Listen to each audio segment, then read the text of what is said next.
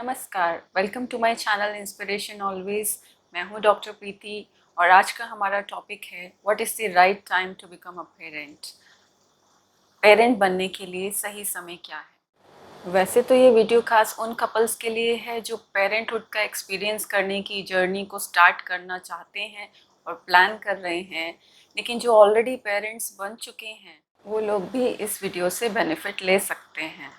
इससे पहले कि मैं अपने इस वीडियो की शुरुआत करूं, मैं थैंक्स करना चाहूँगी उन सभी ऑडियंस का जिन्होंने मेरे इस चैनल को सब्सक्राइब किया है, मेरे वीडियोस को टाइम टू टाइम लाइक भी करते रहते हैं और शेयर भी करते रहते हैं। साथ ही मैं रिक्वेस्ट करना चाहूँगी उन ऑडियंसेस का जिन्होंने मेरे इस चैनल को फर्स्ट टाइम विज़िट किया है, फर्स्ट टाइम मेरे वीडियो को देख रहे हैं। आप प्लीज़ मेरे इस वीडियो को लाइक करें अगर आपको पसंद आए तो। I am not forcing you. और आप इस चैनल को सब्सक्राइब कर सकते हैं ताकि आपको मेरे नए वीडियोस जब भी अपलोड होते हैं आपको नोटिफिकेशन मिल सके। और साथ ही आप इस वीडियो को शेयर भी कर सकते हैं इफ़ यू लाइक। जब हम दूसरों के बच्चों को देखते हैं, नीस को, नेफ्यू को या अपने फ्रेंड्स के बच्चों को, तो बहुत बार हमारे मन में भी ये इच्छा पैदा होती है कि हम भी अपनी फैमिली शुरू करें। जब हम अपनी फैमिली में एक न्यू मेंबर को लाना चाहते हैं बच्चे के रूप में, तो हम सोचते हैं कि बहुत सारा मज़ा होगा, बहुत सारा फ़न होगा, बहुत सारा लाइफ में उमंग उत्साह आ जाएगा। लेकिन इसकी अदर साइड भी है। इसमें बहुत सारे कमिटमेंट्स हैं, बहुत सारे सैक्रिफाइसेस हैं, बहुत सारे कॉम्प्रोमाइज़ेस हैं और बहुत सारी चीज़ों की रिक्वायरमेंट है जो आज हम डिस्कस करेंगे कि रेडी हैं या नहीं हैं। पहले हम ये चेक करें, उसके बाद हम पेरेंट बनने का सपना देखें। उन स्किल्स के बारे में आपसे मैं बात करूं उससे पहले मैं कुछ 2-4 छोटे-छोटे एग्जांपल्स जो प्रैक्टिकल मैंने विटनेस किए हैं वो एग्जांपल्स मैं आपके साथ शेयर करना चाहती हूँ। मैं एक फैमिली के साथ थी और उस फैमिली में एक छोटी सी बच्ची है 3 साल की। अब ये 3 साल की बच्ची अपने फादर को I love you daddy, I love you daddy इस तरह से बहुत स्वीटली और बहुत इनोसेंस के साथ अपने डैडी से बात कर रही होती है और उसके डैडी उसकी बात को सुन नहीं पाते हैं क्योंकि डैडी अपने फ्रेंड्स से फ़ोन पे बात कर रहे होते हैं। तो वो बहुत बार डैडी डैडी बोलती है और आई लव यू डैडी बोलती है, बड़े इनोसेंस के साथ बोलती है, लेकिन उसको वापस वैसा रिस्पॉन्स नहीं जाता है। फ़ोन पे उनकी कॉन्वर्सेशन एंड होने के बाद मैंने उस पर्सन से पूछा जो उसके फादर थे, मैंने उनसे पूछा कि आपकी बेटी आपको आई लव यू डैडी और इस तरह से बात कर रही थी, कोशिश कर रही थी, अपना लव आपको एक्सप्रेस कर रही थी और आपने उसको इग्नोर कर दिया और आपने अटेंशन नहीं पे किया। एंड देन ही सेड कि वो इतना बिज़ी थे, उनका अटेंशन अपने फ्रेंड से बात करने में इतना ज़्यादा था कि उन्होंने नोटिस ही नहीं किया कि उनकी बेटी उनको इतना लविंगली अपना लव एक्सप्रेस कर रही है। वो ऐसी सिचुएशन थी जहाँ पर वो 1 मिनट होल्ड करके अपनी बेटी को रिस्पॉन्ड कर सकते थे या फ़ोन पर बात करते करते उसको एक छोटा सा हग दे सकते थे, उसको एम्ब्रेस करके उसका लव एक्नॉलेजमेंट कर सकते थे, लेकिन उनका अटेंशन ही उस तरफ नहीं था। अब एक दूसरा एग्जाम्पल मैं आपके साथ शेयर करना चाहूँगी। ये भी मेरा खुद का विटनेस किया हुआ एग्जाम्पल है जिसमें हस्बैंड वाइफ दोनों वर्किंग थे और दोनों के वर्किंग के टाइमिंग्स ऐसे थे कि जब वाइफ वर्किंग थी तो हस्बैंड घर पे होते थे। तो उस टाइम पे उनका जो बच्चा था वो बहुत छोटा था। तो जब उस बच्चे को फीड कराना होता था तो उसके फादर उसको फीड करा नहीं पाते थे और जब उनकी वाइफ उनको फ़ोन पर पूछती थी कि बच्चे ने खाना खा लिया तो उनका आंसर होता था कि मैं ज़बरदस्ती मुंह में तो नहीं डाल सकता, मैंने इतना खिलाने की कोशिश करी, बच्चा खा ही नहीं रहा था तो मैं क्या करूं। और वाइफ इस बात पर बहुत अपसेट होती थी। अब एक और एग्जांपल मैं आपसे शेयर करूंगी। एक और फादर को मैंने देखा जहाँ पर वो बच्चों के टेम्पर टेंट्रम्स को हैंडल नहीं कर पाते, उसको टॉलरेट नहीं कर पाते हैं या उनकी छोटी छोटी सी इनोसेंट डिमांड्स। अब 3 साल का बच्चा, 5 साल का बच्चा अगर आपके घर में है और वो डिमांड करता है कि उसको ब्लू नहीं पिंक वाला कप चाहिए या उसको स्ट्रॉ के साथ चाहिए। अब ये छोटी से छोटी चीज़ ये उसके एज अप्रोप्रिएट बिहेवियर हैं और ये नेचुरल हैं, लेकिन वो इन सब चीज़ों को एक्सेप्ट नहीं कर पाते थे और वो ब्लंटली अपने बच्चों को बोलते थे कि पीना है तो रेड वाले में पीना पड़ेगा, ब्लू पिंक कुछ नहीं मिलेगा। यही है, स्ट्रॉ नहीं है। अब एक और एग्जांपल मैं आपके साथ शेयर करना चाहूँगी। हस्बैंड वाइफ के बीच में कॉन्फ्लिक्ट्स, उन दोनों के कॉन्फ्लिक्ट रिजॉल्व करने की कैपेसिटी ही नहीं थी। वो अपने कॉन्फ्लिक्ट्स को ठीक से रिजॉल्व नहीं कर पाते थे, या तो वो एक दूसरे से बात करना बंद कर देते थे, या शाउट करके एग्रेसिवनेस के साथ एक पार्टनर दूसरे पार्टनर को विन ओवर कर लेता था, और एक पार्टनर को हमेशा गिव इन करना पड़ता था, दूसरा पार्टनर हमेशा विनर होता था। तो इस तरह की सिचुएशन में, इस तरह के एटमॉस्फेयर में बच्चों की अपब्रिंगिंग और बच्चों की साइकोलॉजिकल डेवलपमेंट पे क्या इफ़ेक्ट पड़ेगा, उसके बिहेवियरल डेवलपमेंट पे क्या इफ़ेक्ट पड़ेगा, ये पेरेंट्स पेरेंट बनने से पहले सोचते नहीं हैं। पेरेंट होना कोई छोटी मोटी रिस्पॉन्सिबिलिटी नहीं है। अगर आप सिविल सर्विसेज की बात करें तो आईएएस के एग्ज़ाम्स किए जाते हैं, कंडक्ट किए जाते हैं, लोग उसकी तैयारी करते हैं, उसकी प्रिपरेशन करते हैं। प्रिपरेशन के बाद जब वो सारे एग्ज़ाम्स जितने भी लेवल्स हैं क्लियर करते हैं, उसके बाद उनको वो पोस्ट ऑफ़र की जाती है, और उसके पीछे प्रॉपर लॉजिक है जो जस्टिफाइड है। इतनी रिस्पॉन्सिबल पोस्ट जहाँ इतनी रिस्पॉन्सिबिलिटीज़ को फुलफ़िल करना है, एक मैच्योरिटी लेवल चाहिए, एनालिटिकल एबिलिटी चाहिए, बहुत सारी ऐसी चीज़ें चाहिए जो स्किल्स, जब आप उन स्किल्स को होन करते हैं, उन स्किल्स को रिफ़ाइन करते हैं, पॉलिश करते हैं, उसको बेहतरीन बनाते हैं, तब आप उस पोस्ट के लायक अपने आप को बना पाते हैं।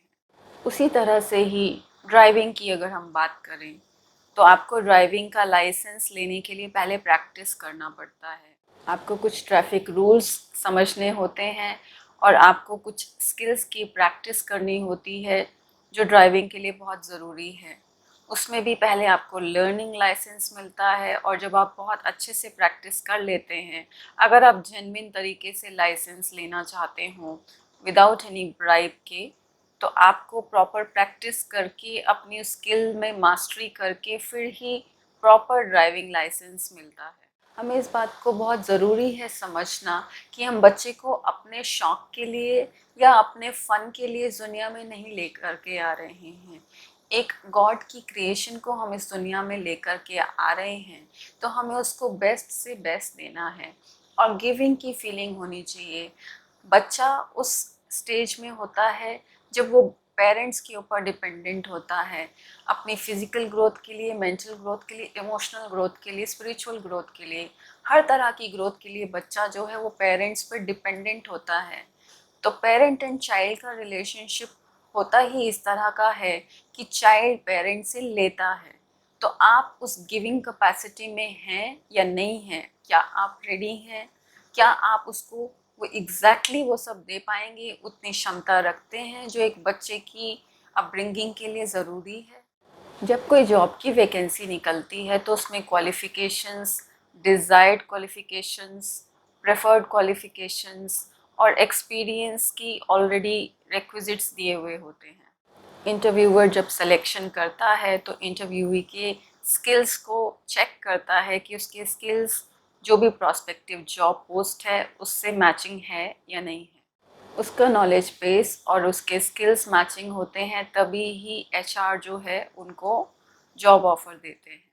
हमारे जितने भी कोर्सेज़ होते हैं, चाहे वो मेडिकल के कोर्सेज़ हों, चाहे इंजीनियरिंग के हों, या और भी कोई ऐसे प्रोफेशनल कोर्सेज़ जैसे एडवोकेट, लॉ करने के लिए हों, इन सब के लिए प्री एंट्रेंस एग्ज़ामिनेशंस होते हैं।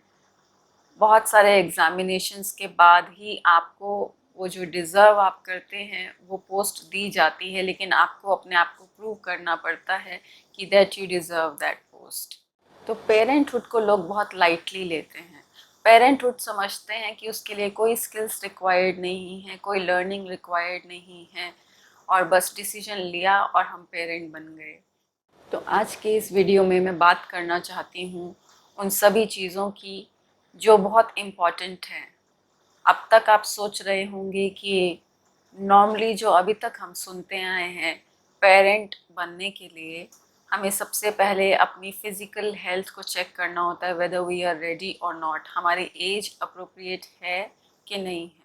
तो ये तो सबसे पहला रिक्विज़िट होता ही है कि आप चाइल्ड बेयरिंग एज में हैं कि नहीं हैं।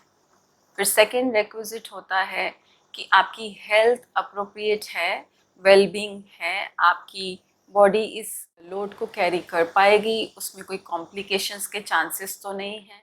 तो पहले से ही असेसमेंट किया जाता है, अगर उस तरह के कॉम्प्लिकेशंस एक्सपेक्टेड होते हैं तो उसी तरह की केयर और प्रिकॉशंस ली जाती हैं। तो बहुत ही संभाल करके फिज़िकल पॉइंट ऑफ व्यू से तो प्रेगनेंसी को मॉनिटर किया जाता है। फिर अगर हम राइट टाइम की बात करें तो राइट टाइम में मेडिकल साइंस और बहुत सारे लोगों से आपने सुना होगा कि बिफोर द एज ऑफ 30, माना 30 साल की उम्र से पहले ही आपको प्रेगनेंसी कर लेनी चाहिए और एक बच्चा कर लेना चाहिए। ऐसा हम लोगों से सुनते हैं, डॉक्टर से सुनते हैं, हमारी मेडिकल साइंस कहती है। लेकिन साइकाइट्री और साइकोलॉजी कहती है कि फिज़िकल हेल्थ और अप्रोप्रिएट एज होने के बावजूद भी राइट टाइम पेरेंटहुड का वो है जब आपके अंदर एग्जैक्टली वो स्किल्स होते हैं जिन स्किल्स की रिक्वायरमेंट होती है। दोनों पेरेंट्स का आपस में mutual trust, mutual respect, mutual love, ये भी बहुत बड़ा इम्पॉर्टेंट फैक्टर है। हम अपने बच्चे को इस दुनिया में ले करके तो आ रहे हैं, लेकिन अपने बच्चे को वो एटमॉस्फेयर, वो नर्चरिंग एटमॉस्फेयर हम दे पाएंगे कि नहीं दे पाएंगे, इसके बारे में हम कुछ सोचते नहीं हैं।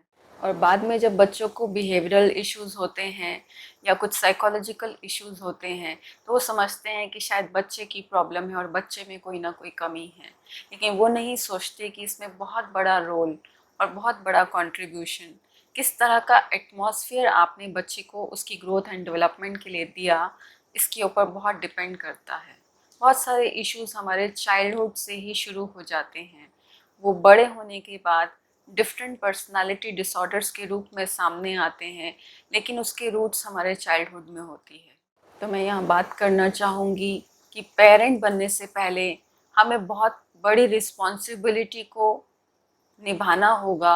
ये चीज़ सोच करके क्या हम उसके लिए तैयार हैं, क्या हम उसके लिए प्रिपेयर्ड हैं, क्या हम इतना बड़ा प्रेशर, इतना बड़ा चैलेंज ये एक्सेप्ट कर पाएंगे और उसको फुलफ़िल कर पाएंगे। बहुत बार बहुत एम्बिशियस मदर होती है, उसका अपना एक करियर का ग्राफ अभी ऐसी स्टेज पर होता है जहाँ उनके करियर की शुरुआत हो रही होती है, जहाँ उनको अपने करियर को इस्टेब्लिश करना होता है, और ऐसे मोमेंट पे she becomes a mother. Mother बनने के बाद नेचुरल सी बात है, बहुत सारे सैक्रिफाइसेस, कॉम्प्रोमाइज़ेस जो कि मदर से ही एक्सपेक्टेड होते हैं और शायद मदर ही फुलफ़िल कर सकती है, उसके वजह से उसको अपने करियर के साथ कॉम्प्रोमाइज़ या करियर के साथ सैक्रिफाइस करना पड़ता है। तो जब अपने करियर को छोड़ना पड़ता है या जॉब को क्विट करना पड़ता है अपने बच्चे की अपब्रिंगिंग के लिए, तो कहीं ना कहीं उसकी अपनी एक सेंस ऑफ फुलफिलमेंट, उसकी सेल्फ एस्टीम, सेल्फ कंटेंटमेंट, उसके ऊपर कहीं ना कहीं इफ़ेक्ट आता है। और माँ को पता नहीं चल रहा होता है कि वो जो इफ़ेक्ट है वो इस वजह से आ रहा है और उसका बच्चे की अपब्रिंगिंग पर, उसके साइकोलॉजी पर, उसकी इमोशनल ग्रोथ पर बहुत इफ़ेक्ट पड़ने वाला है। एक और लाइव इंसिडेंट की जो मैं विटनेस रही हूँ, उसमें ये था कि एक लेडी जिसको अपना जॉब छोड़ना पड़ा just because she was in a country जहाँ पर हाउस हेल्प या बेबी सिटर्स नहीं मिलते हैं, और इन लॉज की ये डिमांड थी कि बच्चे को घर में ही केयर किया जाए, चाइल्ड केयर में ना भेजा जाए, मदर जो है वो उसकी खुद परवरिश करे, तो उसको अपनी जॉब क्विट करनी पड़ी। हालांकि उसने अपने बच्चे को बहुत ध्यान दिया, उसने पेरेंटिंग पे बुक्स पढ़ी, उसने पेरेंटिंग टेक्निक सीखी, बहुत सारे ऐसे आर्टिकल्स पढ़े, लेकिन वो अंदर से खुश नहीं थी, क्योंकि जो करियर से उसको एक सेटिस्फैक्शन मिलता था, फुलफिलमेंट मिलता था, वो कहीं ना कहीं मिसिंग था। उसका सेल्फ एस्टीम लो हो गया था, उसके अंदर से कंटेंटमेंट की कमी थी, उसका वो फुलफिल्ड सेल्फ जो है वो लैकिंग फील कर रहा था। 5 साल का बच्चा अपनी मदर से कहता है कि मम्मी जब आप जॉब करते थे तो ज़्यादा खुश थे, आप फिर से जॉब कर लो, आप जॉब नहीं करते हो तो आप खुश नहीं रहते हो। तो ये बच्चे को भी समझ आ गई थी, इतना बच्चे ने भी सेंस कर लिया था कि जब से उसकी मम्मी ने जॉब छोड़ी है तब से वो अंदर से हैप्पी नहीं है। भले उसका बहुत ध्यान रखती है, लेकिन वो खुद अंदर से खुश नहीं है। तो बच्चे के लिए ये बहुत ज़्यादा ज़रूरी है कि पेरेंट अंदर से खुश रहे, खुश महसूस करे। वो भी अपने पेरेंट के चेहरे पर खुशी देखना चाहता है, सच्ची खुशी देखना चाहता है। अगर उनको आपके अंदर अंदर की खुशी नज़र नहीं आती है तो इसका भी उनके माइंड पे बहुत इफ़ेक्ट पड़ता है। तो चलिए, एक छोटी सी चेकलिस्ट है, इस चेकलिस्ट पर हम जज करते हैं कि क्या हम प्रिपेयर्ड हैं पेरेंटहुड के लिए या नहीं। तो इसमें सबसे पहला जो कैटेगरी है, फर्स्ट कैटेगरी है, दोनों पार्टनर्स का आपस में कैसा रिलेशनशिप है, माना हस्बैंड और वाइफ के बीच का रिलेशनशिप किस तरह का है। तो सबसे पहले ये क्वेश्चन है कि क्या आपके मन में आपके पार्टनर के लिए रिस्पेक्ट है। एक छोटे से बच्चे के लिए उसके पेरेंट्स उसके रोल मॉडल होते हैं। आप उनके सामने एग्जाम्पल होते हैं कि इस दुनिया में आपको एक दूसरे के साथ कैसे मिल कर के चलना है और कैसे एक दूसरे के साथ सम्मान पूर्वक रहना है, कैसे आपस में एक दूसरे के डिफरेंसेस को समझते हुए रिस्पेक्ट को मेंटेन करना है। ये सारी चीज़ें वो लाइव आपको देख करके सीखते हैं। वो आपके शब्दों से नहीं सीखते, वो आपके लेक्चर से नहीं सीखते, लेकिन जो उन्होंने अपनी लाइफ में आपको करते हुए देखा है वो उससे सीखते हैं। तो सबसे पहले आप अपने आप से ये क्वेश्चन पूछ लें कि आपके लिए आपके पार्टनर की क्या जगह है और आप अपने पार्टनर को कितना रिस्पेक्ट देते हैं। अगर आप अपने पार्टनर से सचमुच में प्यार करते हैं और उसको दिल से रिस्पेक्ट करते हैं तो आप बहुत ही खुश होंगे, आपका माइंड बहुत स्टेबल होगा, आपकी इमोशनल हेल्थ बहुत अच्छी, आप अन्य लोगों को ज़्यादा से ज़्यादा दे पाएंगे, आप फुलफिल्ड होंगे, आपको अंदर में कोई खालीपन की महसूसता नहीं होगी, आप हमेशा भरे हुए महसूस करेंगे। आप अन्य लोगों के लिए केयरिंग होंगे और आप अपने घर में ऐसा नर्चरिंग एटमॉस्फेयर क्रिएट कर पाएंगे जो एक बच्चे के लिए बहुत ही ज़्यादा ज़रूरी है। अब इसी कैटेगरी के अंदर दूसरा क्वेश्चन है कि क्या आपका पार्टनर आपको सचमुच में लव करते हैं और आपकी दिल से रिस्पेक्ट करते हैं। ये ज़रूरी नहीं है कि आप अपने पार्टनर को तो दिल से रिस्पेक्ट करें और आप उनको दिल से प्यार करें, लेकिन अगर आपका पार्टनर आपको दिल से प्यार नहीं करता है या आपकी रिस्पेक्ट नहीं करता है तो भी आप बच्चे को नर्चरिंग एटमॉस्फेयर नहीं दे पाएंगे, हेल्दी एटमॉस्फेयर नहीं दे पाएंगे। तो ये बहुत ज़रूरी है कि दोनों ही पार्टनर्स आपस में एक दूसरे के साथ प्यार भी रखें और साथ साथ रिस्पेक्ट रखें। प्यार के साथ साथ रिस्पेक्ट बहुत ज़रूरी है। इसमें थर्ड क्वेश्चन है कि आप अपने पार्टनर के साथ फ्रेंडशिप वाला रिलेशनशिप मेंटेन कर पाते हैं। क्या आप उनके साथ उतना फ्री फील कर पाते हैं जैसे आप अपने किसी फ्रेंड के साथ फ्री फील करते हैं। देखिए, जब हम कोई बिजनेस पार्टनरशिप भी करते हैं तो उसमें भी job description, job responsibilities already बहुत क्लियर करके मेंशन की हुई होती है। दोनों को अपने टर्म्स एंड कंडीशंस, दोनों को अपने रिस्पॉन्सिबिलिटीज़ के बारे में अवेयरनेस होती है और दोनों उसमें इक्वली पार्टिसिपेट करते हैं। जब दोनों बिजनेस पार्टनर्स इक्वली पार्टिसिपेट करते हैं, इक्वल इंटरेस्ट रखते हैं और इक्वल रिस्पॉन्सिबिलिटी लेते हैं, तभी ही कोई पार्टनरशिप सक्सेसफुल हो पाती है। और ये तो बहुत ही इंटीमेट वेंचर है, ये तो बहुत पर्सनल, ऐसा इंटीमेट रिलेशनशिप है जिसमें ये पार्टनरशिप होना बहुत ज़रूरी है कि आपके इंटरेस्ट जो हैं, आपकी रिस्पॉन्सिबिलिटीज़ जो हैं वो कॉमन हों, आप दोनों की पूरी इक्वल रिस्पॉन्सिबिलिटी आप दोनों समझते हो आपके अपने बच्चे के लिए, तभी आप इस पेरेंटहुड को प्रॉपर जस्टिस कर पाएंगे और अपने बच्चे को वो हेल्दी एटमॉस्फेयर और बच्चे की प्रॉपर ग्रोथ के लिए एनकरेजिंग एटमॉस्फेयर दे पाएंगे। बहुत बार देखने में आता है कि ऐसे कपल्स भी पेरेंट्स बन जाते हैं जहाँ पार्टनर्स एक दूसरे को पसंद तक नहीं करते, जहाँ पार्टनर्स एक दूसरे को रिस्पेक्ट नहीं करते, वो लोग भी पेरेंट्स बन जाते हैं, लेकिन ये जस्टिस नहीं है। अब इसी कैटेगरी में चौथा क्वेश्चन है कि डिफरेंसेस तो सभी पार्टनर्स में होते हैं, कोई दो ह्यूमन बींग्स ऐसे हो ही नहीं सकते जिनकी 100% सारी चीज़ें सिमिलर हों, सारे टेस्ट, सारे थॉट, सारे आइडियाज़, ओपिनियंस एग्जैक्टली सेम हो, ऐसे तो कोई भी दो इंडिविजुअल्स नहीं होते हैं। तो डिफरेंसेस हर जगह होते हैं, लेकिन उन डिफरेंसेस में, उन कॉन्फ्लिक्ट्स को क्या आप जेन्युइन तरीके से हेल्दी वे में रिजॉल्व कर पाते हैं। आप किस तरह से अपने कॉन्फ्लिक्ट को रिजॉल्व करते हैं। क्या आपको शाउट करना पड़ता है, क्या आप एग्रेशन में आते हैं, क्या आप एंगर एक्सप्रेस करते हैं जब आप दोनों के बीच में कॉन्फ्लिक्ट होता है, या फिर आप एक दूसरे से बात करना बंद कर देते हैं। किस तरह से आप अपने इस कॉन्फ्लिक्ट को मैनेज करते हैं, इस पे बहुत डिपेंड करता है कि आप अपने बच्चे को किस तरह का एटमॉस्फेयर देंगे और उसकी अपब्रिंगिंग, उसकी मेंटल एंड इमोशनल हेल्थ पे कैसा इफ़ेक्ट पड़ेगा। उसकी पर्सनालिटी डेवलपमेंट में भी बहुत सारी चीज़ों पर इन बातों का असर आएगा। आप दोनों पार्टनर्स के बीच में किस तरह का रिलेशनशिप है, इन द सेंस कि आप एक दूसरे को इमोशनली ब्लैकमेल तो नहीं करते हैं, या आप जो है वो अपनी बात मनवाने के लिए दूसरे को कुछ इमोशनल मीन्स तो यूज़ नहीं करते हैं। क्या आपके बीच में झगड़ा अक्सर करके हो जाता है, और क्या उस झगड़ों को आप प्रॉपरली सॉल्व कर पाते हैं, या उसको कई कई दिन तक लंबा खींचते हैं? ये सारी बातें बहुत इम्पॉर्टेंट है ये डिसाइड करने से पहले कि आप पेरेंट बनने के लिए तैयार हैं या नहीं हैं। आप दोनों पार्टनर्स अपना कॉन्फ्लिक्ट किस तरह से रिजॉल्व करते हैं, हेल्दी वे में रिजॉल्व करते हैं? क्या आप अपने थॉट को ओपन माइंडेडनेस के साथ और ऑब्जेक्टिव होकर के, न्यूट्रल होकर के देख पाते हैं? क्या आप इस तरह का लेवरेज देते हैं कि हो सकता है कि आपके थॉट प्रोसेस में कुछ चेंज करने की ज़रूरत हो या कुछ कमी हो, या हो सकता है कि आप पार्शली राइट हो, पार्शली आपका पार्टनर राइट हो, कुछ बात आपके पार्टनर की सही हो और कुछ बात आपकी सही हो, ऐसा भी पॉसिबल हो सकता है। तो क्या हम हेल्दी वे में अपनी कॉन्फ्लिक्ट को रिजॉल्व कर पाते हैं? इसके ऊपर डिपेंड करता है कि आपका बच्चा क्या सीखेगा। आपका बच्चा आपको देखता है और आपको सीखता है, और जैसा आप अपनी लाइफ में करते हैं वो वही इमिटेट करता है, उसकी पर्सनालिटी डेवलपमेंट में भी वही सब ही आ जाता है। इसके बाद नेक्स्ट क्वेश्चन है कि आप क्या फील करते हैं कि आपका पार्टनर एक अच्छा पेरेंट होगा?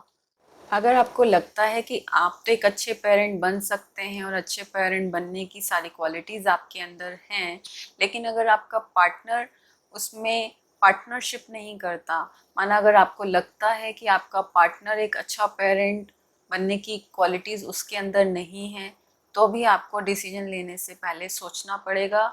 आपको अपने पार्टनर से डिस्कस करना पड़ेगा, बात करनी पड़ेगी, और ये एक वन साइडेड डिसीजन नहीं होना चाहिए कि आपको ठीक लगता है आपने डिसीजन ले लिया, लेकिन आपको अपने पार्टनर को उसमें इन्वॉल्व करना पड़ेगा, उन्हें समझाने की कोशिश करनी पड़ेगी, और पेरेंटहुड के बारे में उनको अवेयर करना पड़ेगा, तभी आप पेरेंटहुड के लिए रेडी हो सकते हैं। सेकंड कैटेगरी है आपकी खुद की इमोशनल हेल्थ।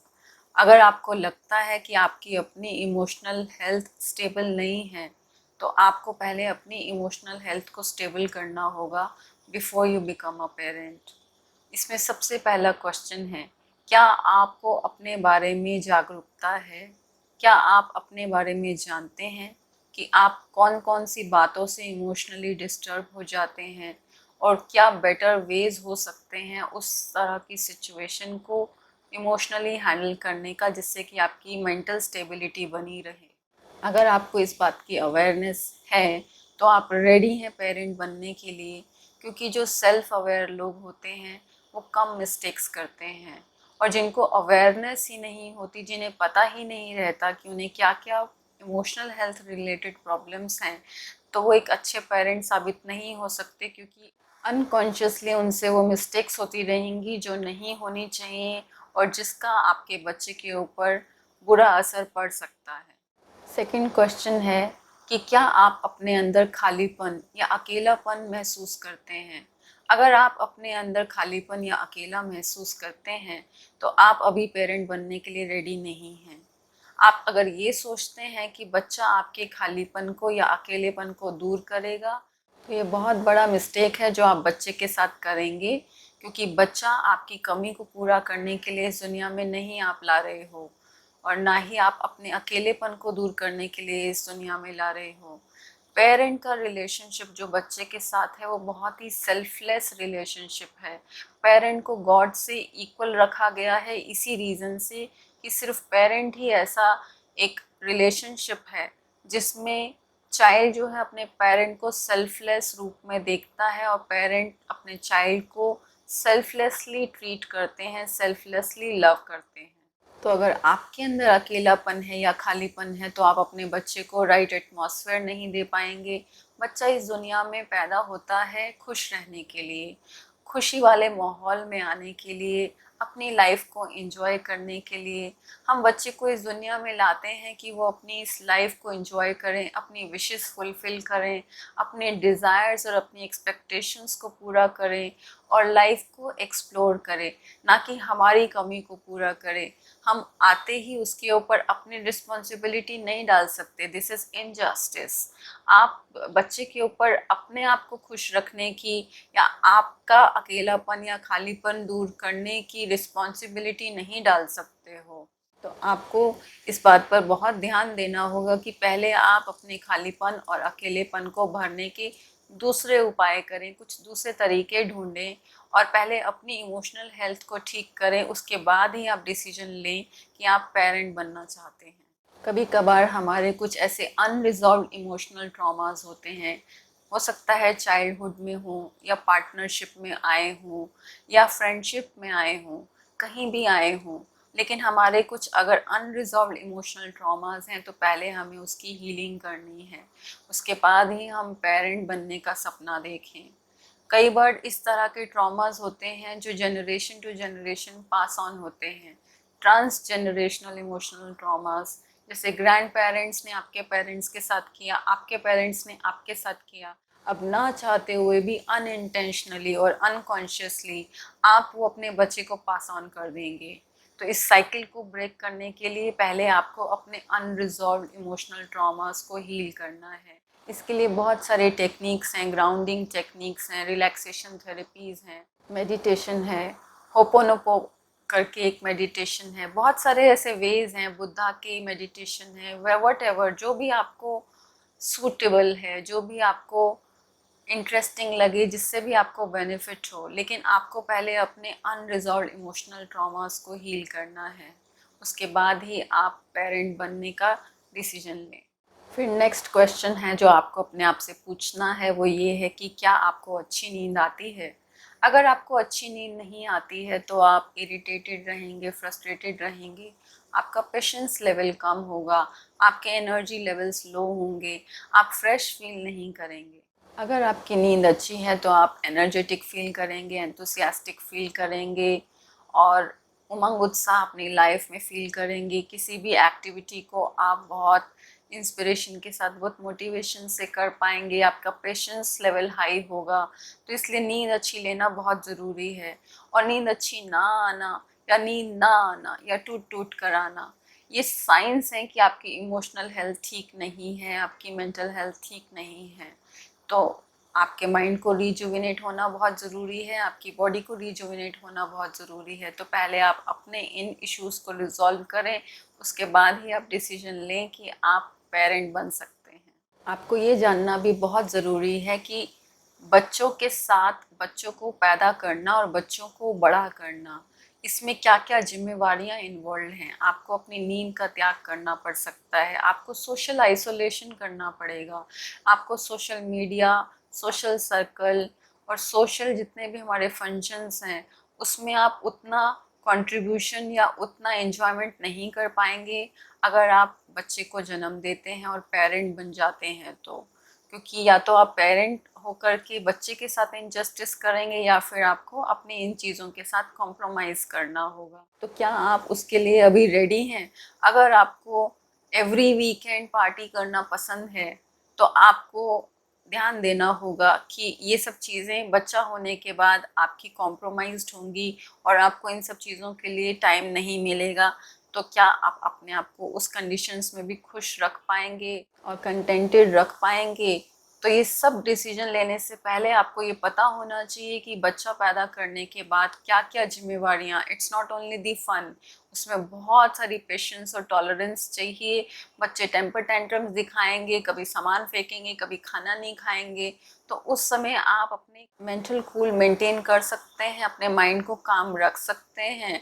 क्या आप अपनी मेंटल स्टेबिलिटी मेंटेन कर सकते हैं? आपको इन सब चीज़ों को अपने अंदर जज करना होगा, चेक करना होगा, उसके बाद ही आप डिसीजन लें कि आप पेरेंट बनने के लिए रेडी हैं। एक और क्वेश्चन है, आप अपने आप से पूछें कि क्या बच्चे आपको पसंद करते हैं? क्योंकि बच्चों के अंदर एक बहुत स्ट्रॉन्ग सिक्स सेंस होती है, उनके पास एक ऐसी पावर होती है, नेचुरल एबिलिटी होती है कि वो आपको वाइब्रेशन से जज कर लेते हैं। उन्हें पता चल जाता है कि रियल कौन है, फेक कौन है। वो कंपैशनेट और लविंग लोगों के साथ बहुत इजीली ड्रॉन होते हैं, लेकिन वो दूसरे लोगों के साथ इतना इजीली ड्रॉन नहीं होते। वो किसी व्यक्ति के पास बहुत आसानी से चले जाते हैं और उसके साथ बॉन्डिंग बना लेते हैं, लेकिन वो हर किसी के साथ बॉन्डिंग नहीं बना पाते हैं, तो उनको बहुत जल्दी वाइब्रेशंस फील हो जाते हैं। तो अगर बच्चे आपको नहीं पसंद करते हैं तो आपको चेक करना है कि क्या आपके अपने बच्चे आपको पसंद करेंगे। बहुत बार आप पेरेंट तो बन जाते हैं, लेकिन आप सोचते हैं कि बच्चों के पास कोई चॉइस ही नहीं है, उनको आपको पसंद करना ही होगा क्योंकि उनके पास और कोई दूसरा ऑप्शन ही नहीं है। पर ऐसा नहीं होना चाहिए। फिर नेक्स्ट क्वेश्चन आप अपने आप से पूछें, आप करियर वाइज स्टेबल हैं? अगर आप दोनों ही पार्टनर्स वर्किंग हैं तो आपको अपने करियर स्टेबिलिटी को भी ध्यान में रखना होगा, क्योंकि अगर mother initial phase of her career में है, जहाँ पर अभी करियर को इस्टेब्लिश करना है या अभी करियर की शुरुआत ही हो रही है, तो वहाँ पर आपको सोचना होगा कि आपको अपने करियर के साथ बहुत बड़ा कॉम्प्रोमाइज़ करना पड़ेगा, बहुत सेक्रीफाइसेस करने पड़ेंगे। यूजली ये मदर्स को ही करने होते हैं। बहुत बार जॉब क्विट करनी पड़ती है या ब्रेक लेना पड़ता है, तो ऐसे में भी क्या अपने आप को आप कंटेंटेड रख पाएंगे?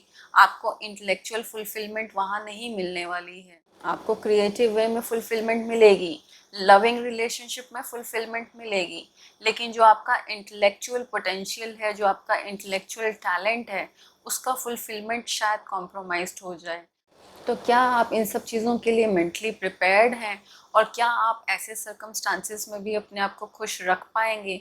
आपको बहुत सोच समझ करके ये डिसीजन लेना होगा।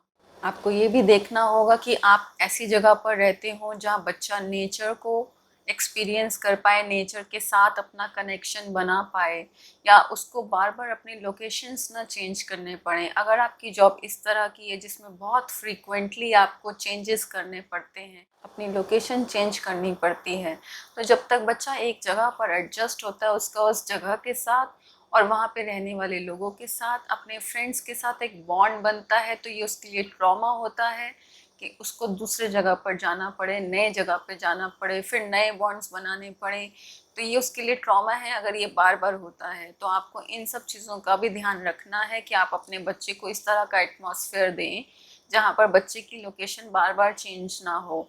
उसमें फिर आपके पार्टनर को, आप दोनों में से किसी एक को ये कॉम्प्रोमाइज़ करना पड़ेगा कि बच्चे के साथ एक ही जगह पर रहना पड़ेगा जहाँ आप लंबा समय रह सकें। और हमें इस बात का भी बहुत ध्यान रखना है कि आपके बच्चे को प्रॉपर फ्रीडम मिले, क्योंकि कोई भी छोटा बच्चा जब इस दुनिया में आता है तो वह अपनी लाइफ को एक्सप्लोर करता है, अपनी लाइफ से सीखता है। वो एक्सपेरिमेंट्स करके, अपनी क्यूरोसिटी से, अपने इंक्विजिटिव नेचर से सीखता है। वो हमारे सिखाने से कम और अपने एक्सपेरिमेंटेशन से, अपने एक्सप्लोर करने से ज़्यादा सीखता है, और उसी में उसकी सबसे अच्छी ग्रोथ भी होती है। तो हम उसको सेफ़ एटमॉस्फेयर दें, सेफ़ एनवायरनमेंट दें, लेकिन साथ साथ फ्रीडम भी दें।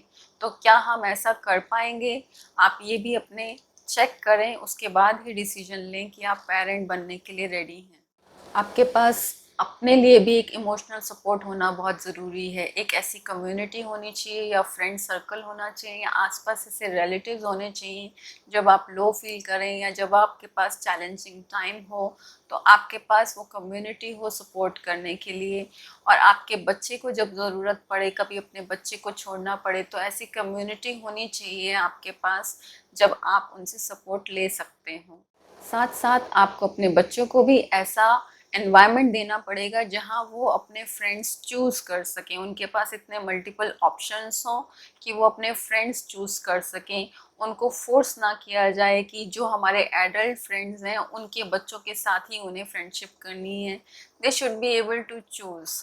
तो हम ऐसा एटमॉस्फेयर उनको दे पाएँ।